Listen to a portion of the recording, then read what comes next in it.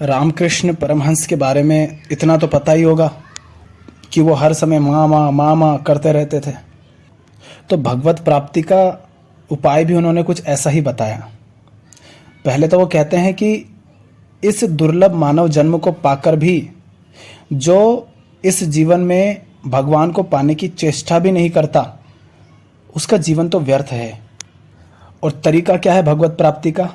तो रामकृष्ण कहते हैं कि भगवान का नाम रटो, उनका गुणगान करो, सत्संग करो और बीच बीच में भगवान के भक्तों तथा साधु पुरुषों के दर्शन भी करो। क्योंकि मनुष्य का मन यदि दिन रात दुनियादारी में, सांसारिक कर्तव्यों और दायित्वों में ही लगा रहे तो वह भगवान का चिंतन नहीं कर सकता। कभी कभी एकांत में जाना और भगवान का चिंतन करना अत्यावश्यक है। एक सवाल तो मन में आता होगा कि चिंतन तो उसका किया जा सकता है जिसको हम जानते हों, अब भगवान को देखा तो है नहीं, चिंतन कैसे करेंगे? तो चिंतन करने का तरीका यह है कि तुम एकांत में जाओ, खुद के साथ समय बिताओ, फिर देखो कि कहीं तुम गलत तो नहीं कर रहे हो, जीवन कैसा जी रहे हो, जो काम कर रहे हो वो तो गलत नहीं है, क्या जीवन में शांति है? नहीं है तो अशांति का कारण क्या है? क्योंकि रामकृष्ण के पास जो लोग आते थे अधिकांश वो गांव के लोग होते। अब वो ज्ञान की बातें तो इतनी आसानी से समझ नहीं पाते, तो उनके लिए वो यही तरीके बताते कि उनका नाम जपो, पूजा अर्चना करो, साधु संतों का संग करो, जो भक्त हैं उनकी संगत करो, और इन सब के परिणाम स्वरूप तुम्हें शांति मिलती है। देखते हो ना, आजकल तो वैसा नहीं है, किंतु पहले जब मंदिर होते थे, शांत रहते थे, तो वहाँ जाते तो शांति मिलती है। जब पहाड़ियों पर मंदिर होते हैं जहाँ भीड़ नहीं होती और हम जाते हैं तो वहाँ भी शांति मिलती है। आज तो मंदिर भी वही हो गए हैं मॉल की तरह, कोई शांति नहीं, मंदिर मंदिर नहीं बचे अब। और रामकृष्ण कहते हैं कि सदा ये ध्यान करो, सत्य और असत्य का सदा विवेक करो। ये जानना चाहिए कि वह भगवान ही नित्य वस्तु है, बाकी सब कुछ असत्य है, सब अनित्य है। और जो अनित्य है, जो व्यर्थ है, उन वस्तुओं को झाड़ फेंकना चाहिए। हमारे मन में क्या होता है? व्यर्थ की बातें, व्यर्थ की ही चीज़ें, व्यर्थ के ही मामले चलते रहते हैं। तो रामकृष्ण उसका एक तरीका बता रहे हैं मन को शांत करने का, कि ये जानते रहो कि भगवान ही सत्य है, उसके अलावा जो कुछ भी है वो सत्य नहीं है, वो असत्य है, वो अनित्य है। तो उसकी परवाह मत करो और उसको मन से हटाते चलो, तो मन शांत रहेगा। जब रामकृष्ण कहते हैं कि जब किसी व्यक्ति की नौकरी छूट जाती है और वो नौकरी की खोज में एक दफ्तर से दूसरे दफ्तर तक भटकता फिरता है, तब उसमें जैसी व्याकुलता होती है वैसी ही व्याकुलता तुम में भगवान को पाने के प्रति होनी चाहिए। इससे होता क्या है, जब ऐसी व्याकुलता रहती है ना, तो बाकी सारी जो चिंताएं होती है जीवन में, बाकी सारी जो समस्याएं होती हैं, तुम उन सब से परे हो जाते हो, उन सब से मुक्त हो जाते हो, और सिर्फ एक ही चीज़ रहती है, भगवान। तो तुम्हारा मन शांत हो जाता है। तुम व्याकुल तो हो पर सिर्फ एक चीज़ के लिए, बाकी समस्याओं का, दुनिया का, अच्छे बुरे का, सुख दुख का तुम्हें पता ही नहीं। और नहीं तो भगवान का चिंतन नहीं किया तो क्या होगा? उन सारी समस्याओं में फंसे रह जाओगे, दुखी, परेशान, हंसना रोना, लड़ाई झगड़े, दुनियादारी, वही चलता रहेगा। इसलिए रामकृष्ण कहते हैं रटो, नाम रटो, उनके प्रति व्याकुल हो जाओ। क्योंकि आध्यात्मिक जीवन में व्याकुलता के बिना कुछ भी प्राप्त नहीं होता, ऐसा रामकृष्ण कहते हैं। वो कहते हैं कि साधु संत, साधु का संग निरंतर करते रहने से हृदय में भगवान के लिए व्याकुलता उत्पन्न होती है। ऐसा ही होता है ना, तुम साधु संतों का संग कर रहे हो, भगवान के भक्तों का संग कर रहे हो, तो तुम्हारे मन में भी फिर जिज्ञासा उठती है कि ये सब ऐसे जा रहे हो, बड़े मगन है क्या ऐसी चीज़, हम भी तो जाते हैं। फिर तुम भी व्याकुल होते हो, क्योंकि जीवन तो गड़बड़ चल ही रहा है। और जब साधु संतों का संग करते हो तो तुम्हारा भी मन होता है कि हम भी तो देखें, फिर तुम भी व्याकुल होते हो कि बताओ तो हमें भी। फिर रामकृष्ण ये भी कहते हैं, और ये कहते नहीं, उनके जीवन से साफ दिखता है। वो कहते हैं कि जो कोई भी भगवान के लिए व्याकुल होता है वह खाने पीने जैसी तुच्छ बातों पर बहुत ध्यान नहीं देता, क्योंकि उसे परवाह ही नहीं रहती, इन सब का पता ही नहीं रहता।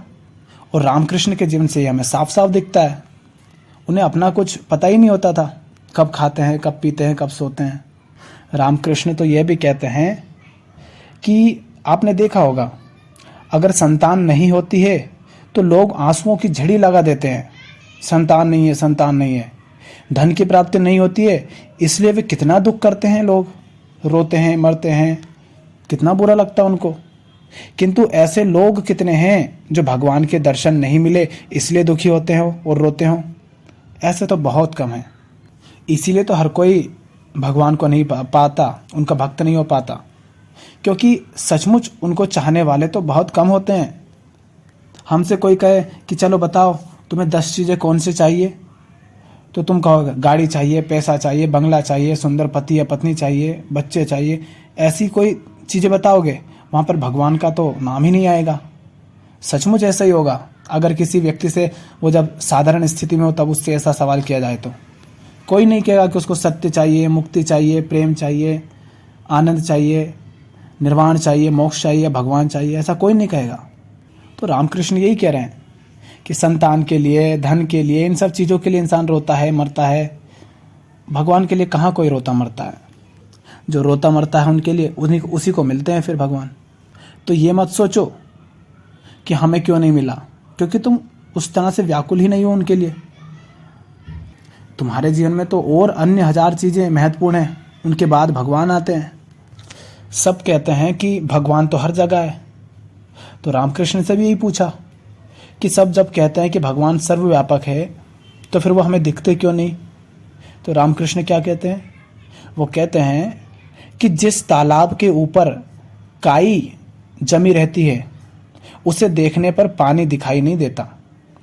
तो यदि तुम पानी देखना चाहो तो काई को सतह से हटा दो।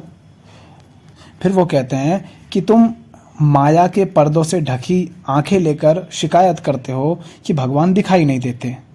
यदि तुम उन्हें देखना चाहते हो तो अपनी आंखों से माया के पर्दे को हटा दो। और माया क्या है? ये जो हम संसार में लिप्त है ना, काम, क्रोध, लोभ, मोह, ईर्ष्या, भय, ये सारी चीज़ें जीवन में पाल रखी हैं। ये जो पूरी प्रकृति है, भोग, ईर्ष्या, द्वेष, प्रतिस्पर्धा, भेदभाव, यही सब माया है। जब इन सबको हटा देते हो तो भगवान दिखाई दे देते हैं। और फिर इन आँखों से थोड़ी ना दिखाई देंगे। ये आँखें तो सपने भी नहीं देखती, सपना तो कोई और ही आँख होती है जो देखती है। तो उनको देखने की जो आँखें हैं वो भी आती जाती हैं अपने आप। जैसे पानी डालते जाते हो ना पेड़ में और बड़ा होता जाता है, ऐसे वो आँखें भी उत्पन्न होती जाती हैं। कब? जब माया का पर्दा हटता जाता है। रामकृष्ण कहते हैं कि मनुष्य को कर्म तो करना ही होगा, तभी वे भगवान के दर्शन पा सकता है। कर्म किए बिना भक्ति नहीं हो सकती, ना उनके दर्शन हो सकते हैं। और कर्म का अर्थ क्या है उनके अनुसार? कर्म का अर्थ है ध्यान करो उनका जप करो, सही संग करो साधु संतों की, जीवन में जो दोष भर रखे हैं वो सब हटाते चलो। तो भगवान का नाम गुण करना भी कीर्तन है, कर्म है। दान पुण्य करना, असहायों की सहायता करना, पशु पक्षियों के प्रति हिंसा न रखना, प्रकृति के साथ सही संबंध बनाना, नदियों को बर्बाद न करना, पहाड़ों को पूछते थे ना, वो इसीलिए पूछते थे कि उनके साथ सही रहना, प्रकृति के साथ छेड़छाड़ नहीं करना। यही सब कर्म है। जो इन कर्मों को करता है और सही करता है, उचित कर्म करता है, वो भगवान के दर्शन भी पाता है। वो कहते हैं कि यदि दर्पण धूल से ढका हो तो उसमें चेहरा दिखाई नहीं देता। इसी तरह से हृदय को शुद्ध होने पर भक्ति की प्राप्ति होती है। जब हृदय शुद्ध हो जाता है, सचमुच शुद्ध हो जाता है, तब भक्ति की प्राप्ति होती है। तभी भगवान की कृपा से उनके दर्शन होते हैं। उनका नाम जपते हुए अपने देह को और अपने मन को शुद्ध बनाओ। उनका पावन नाम गुणगान करते हुए अपनी जिह्वा को पवित्र बनाओ। मन को शुद्ध करने का अर्थ है कि मन में जो व्यर्थ की चीज़ें भर रखी हैं उनसे मुक्ति पाओ, उनको हटाओ। हटेगी कैसे? नाम जब जपोगे, कहते हैं ना राम नाम जपते रहो। तो राम नाम जपने से होता क्या है? बाकी के नाम हट जाते हैं, बाकी की चीज़ें मन से दूर हो जाती है। एक सही चीज़ पकड़ लेते हो तो जो व्यर्थ है वो अपने आप हट जाती हैं। तो ऐसे मन को शुद्ध करो। और नाम गुण करने से जिह्वा कैसे शुद्ध होती है, पवित्र होती है? मान लो आप राम का नाम लेते हैं, तो जब राम का नाम लोगे, क्या राम के नाम के साथ साथ कोई दूसरा नाम ले पाओगे? तो जब नाम सही ले रहे हो तो बाकी के नाम ले ही नहीं पाओगे। अब तुम राम राम राम राम कह रहे हो तो किसी को गालियां कैसे दे पाओगे। तो इस तरह नाम जब करते हो तो उससे जीवा शुद्ध होती है। इसीलिए तो नाम जप दिया जाता था कि नाम जपा करो, नाम जपा करो, ताकि कोई व्यक्ति गलत गलत बोलता है तो उसको नाम जपने के लिए दे दिया। अब उससे क्या होगा, वो उस नाम को जप रहा है, इसलिए बाकी कुछ बोल ही नहीं पा रहा है। तो ये भी भक्ति को पाने का, भगवान के दर्शन पाने का एक तरीका है, ऐसा रामकृष्ण बताते हैं। जैसे आपने देखा होगा ना कि छोटे छोटे बच्चे जब होते हैं तो वो हर कुछ उठा उठाकर मुंह में डालते रहते हैं। तो कभी कभी क्या होता है कि उनके जो मम्मी या पापा होते हैं वो क्या करते हैं, वो उनको कुछ ऐसी चीज़ दे देते हैं कि जिसको वो चूसते भी रहें तो उनको कोई दिक्कत नहीं होगी। ऐसा होता है नाम जप करने का अर्थ। रामकृष्ण फिर कहते हैं कि सांसारिक वस्तुओं के प्रति तनिक भी मोह के रहते भगवत प्राप्ति नहीं हो सकती। जैसे धागे में यदि एक छोटा सा रेशा भी बाहर निकला रहता है तो वह सुई के छेद के भीतर नहीं जा सकता, वैसे ही सांसारिक वस्तुओं के प्रति थोड़ा भी मोह नहीं होना चाहिए, क्योंकि हमारे दुख, हमारी समस्याओं का यही तो कारण है। हम वस्तुओं से चिपक जाते हैं, दुनिया की चीज़ों से चिपक जाते हैं, उनके ही छिन जाने पर दुखी होते हैं और वही चीज़ें नहीं मिलती है तो परेशान हो जाते हैं। तो जब तक उनके प्रति आसक्ति होगी, मोह होगा, लगाव होगा, तब तक शांति कैसे मिलेगी, भगवत प्राप्ति कैसे होगी। रामकृष्ण कहते हैं कि जिस प्रकार पोटली फटकर सरसों के दाने यदि चारों ओर बिखर जाएं तो उन्हें बटोरना बड़ा कठिन हो जाता है, उसी प्रकार सांसारिक वस्तुओं के पीछे इधर उधर दौड़ने वाले मन को अंतर्मुखी तथा एकाग्र करना भी बहुत कठिन होता है। इसीलिए तो फिर नाम जप दिया जाता है कि नाम पे ध्यान लगाओ, ताकि तुम्हारा मन सांसारिक वस्तुओं से, सांसारिक समस्याओं से हट करके एक जगह पर अंतर्मुखी हो जाए। अंतर्मुखी होने का अर्थ है कि बाहर से ज़्यादा अपने अंदर जो समस्याएं चल रही है, क्योंकि बाहर तो तुम तब जाते हो ना जब अंदर से वो इच्छा पैदा हुई है, तभी तो किसी चीज़ की बाहर इच्छा करोगे। तो तुम्हें अंतर्मुखी करने को कहा जाता है कि वो जो बाहर तुम भाग रहे हो वो अंदर से ही निकली है। और यदि अंदर से वो काम, वो क्रोध, वो लोभ, वो ईर्ष्या, वो मोह, वो भय, ये सब निकलना ही बंद हो जाएंगे तो बाहर की समस्याएं अपने आप समाप्त हो जाएंगी। रामकृष्ण परमहंस ने 3 भाव बताए हैं कि जो भी कोई इन 3 में से किसी एक भाव में प्रतिष्ठित हो जाता है उसको भगवत प्राप्ति हो जाती है। कौन से 3 भाव? वो कहते हैं कि या तो इस भाव में प्रतिष्ठित हो जाओ कि ये सब कुछ, जो भी कुछ है वह मैं ही हूँ। अर्थात क्या हुआ, ये फूल, ये पत्ता, ये नदी, ये पहाड़, ये जीव, ये जंतु, ये इंसान, सब मैं ही हूँ। और अगर सब मैं ही हूँ तो फिर बताओ मैं किसी और को कुछ भी अच्छा बुरा कैसे कर पाऊंगा? सब मैं ही हूँ। अर्थात फिर तुम जो कुछ भी करोगे अर्थात वो तुम अपने आप के साथ कर रहे हो। तो रामकृष्ण कहते हैं कि या तो इस भाव में प्रतिष्ठित हो जाओ।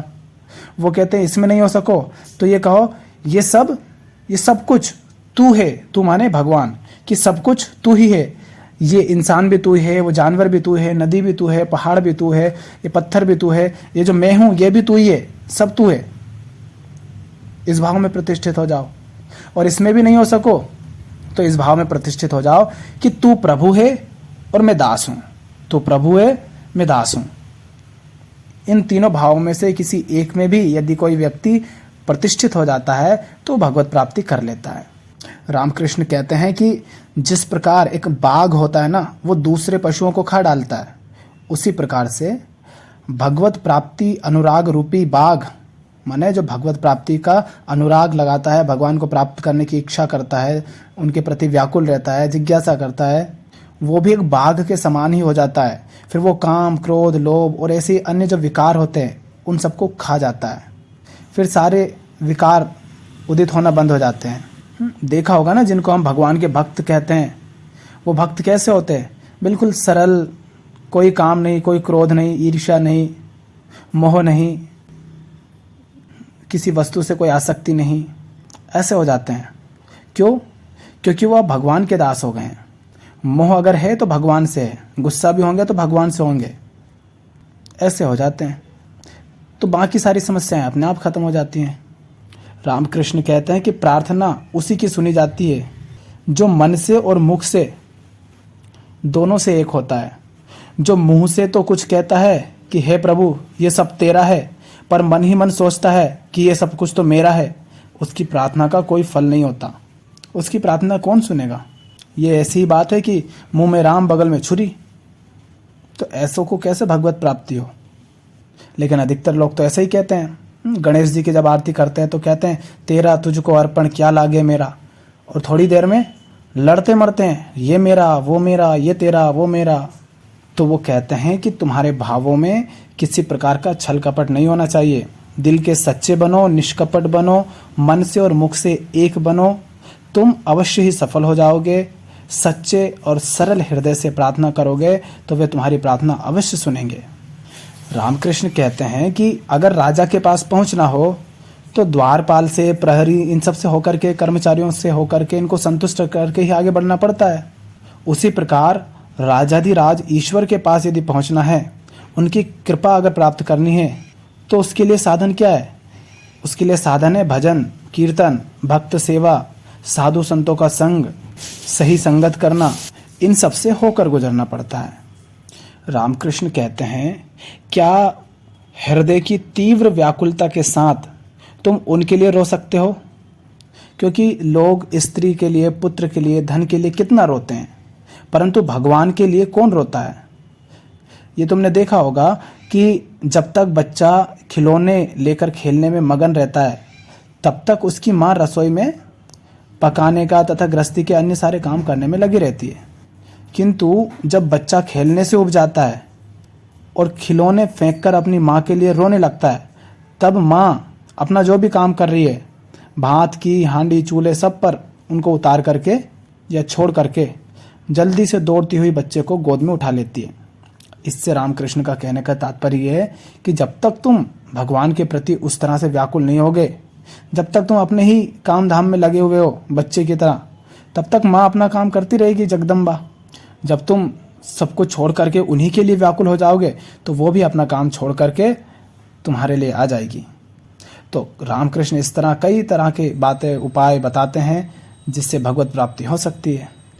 क्योंकि सच्चाई और सरलता के बिना तो भगवान को पाया ही नहीं जा सकता। जो कुटिल हैं, जिनके हृदय कुटिल हैं, उनसे तो भगवान बहुत दूर रहते हैं।